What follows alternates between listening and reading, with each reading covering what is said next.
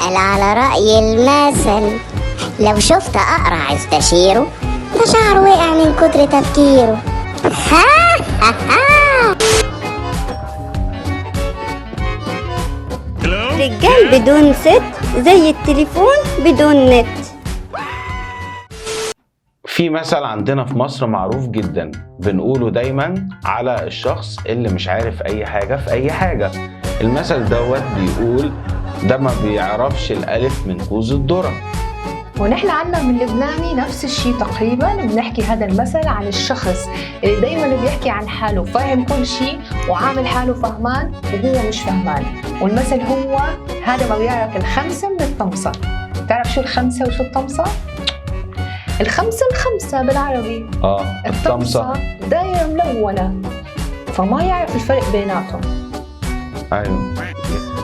طيب في شيء كمان كتير غريب عنا، يعني مثلا إذا أنت بتحكي مع أمك بتسأل أمك أو مرتك شو طابخة اليوم، شو عملت لنا أكل، وهي تعبانة ومعصبة، شو بتحكي لك؟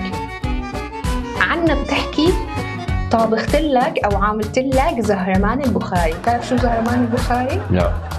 زهرمان البخاري كلمة مقسمة لثلاث أقسام. القسم الأول زهر معناها السم بالفارسي، مال معناها الحية، البخاري هي منطقة مشهورة بالأفاعي. زي عندنا بالظبط في مصر بيقولوها، بس يمكن بيقولوها بطريقة ألطف شوية، بيقولوها بالسم الهاري. طبخت لك سم هاري.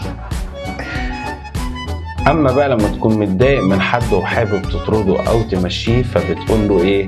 ورينا عرض كتافك.